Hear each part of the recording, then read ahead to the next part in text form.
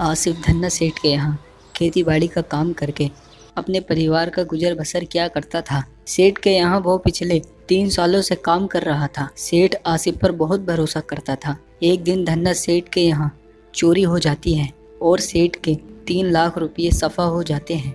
मणिलाल आसिफ से काफ़ी चिढ़ता था क्योंकि धन्ना सेठ हरदम आसिफ की ही तारीफ करता था और मणिलाल को ये बात पसंद नहीं थी।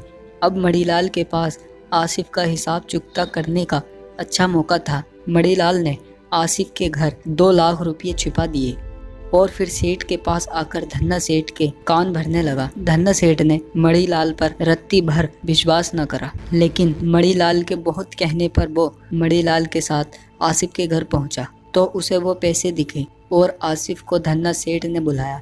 आसिफ को कुछ समझ नहीं आ रहा था कि उसके घर में इतने सारे पैसे आखिर कहां से आए। आसिफ को धन्ना सेठ ने काम से निकाल दिया। धन्ना सेठ की चोरी की झूठी खबर पूरे रानीपुर गांव में पानी की तरह फैल जाती है। अब आसिफ बेचारा पूरे गांव में बेवजह ही बदनाम हो चुका था। आसिफ जब भी बाजार से सामान लेने जाता तो सब लोग उसको भेड़ी नजर से देखते थे, मानो आसिफ और उसके परिवार पर एक अजीब सा भूचाल आ गया हो। अब तो बात यहाँ तक बढ़ गई थी कि गांव वालों ने आसिफ और उसके परिवार वालों से बोलना तक छोड़ दिया था। अब आसिफ हताश परेशान हो चुका था। उसे कोई काम भी नहीं मिल रहा था। घर में बस कुछ ही दिनों का राशन बचा था। आसिफ भीतर से हिम्मत हार चुका था और पूरी तरह से टूट चुका था। आसिफ घर के बाहर घास फूस उगी बेकार जमीन पर बैठकर रोज कुछ न कुछ सोचता रहता था। बस उससे पूरे गांव में इकलौते गणेश काका ही बोला करते थे।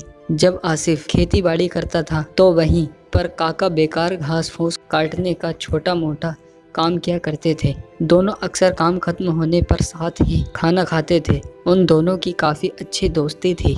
गणेश काका से आसिफ की हालत देखी नहीं जा रही थी। वो चाहते थे कि आसिफ फिर से अपनी जिंदगी में खुशहाली भरे। काका आसिफ के पास जाते हैं। काका उसे परेशान होने की जगह कुछ काम धाम करने की नसीहत देते हैं। गुस्से में काका से कहता है, वाह, नसीहत देने आए हो, देख नहीं रहे गांव में कौन हमसे बोलता तो है नहीं, और तुम। काका आसिफ के गुस्से के बाद उसे घर से बाहर पड़ी बेकार घास फूस उगी जमीन पर खेती बाड़ी करने के लिए कहकर वहाँ से चले जाते हैं। अगले दिन आसिफ जब काम पर जा रहा था तो उनसे कहता है, यूं जरा से जमीन के बेकार टुकड़ों पर कौन खेती बाड़ी संभव हो। काका कहते हैं, तो सब्जी काहे नहीं उगा लेता फिर। आसिफ को काका का आइडिया अच्छा लगता है और फिर क्या, आसिफ वहाँ सब्जी उगाने में लग जाता है। वो घास फूस हटाकर वहाँ अलग अलग किस्म की सब्जियाँ लगा देता है। कुछ टाइम बाद उसकी सब्जियों की पौध अच्छी खासी तैयार हो जाती है। आसिफ उन्हें बेचने के लिए सूरतपुर गांव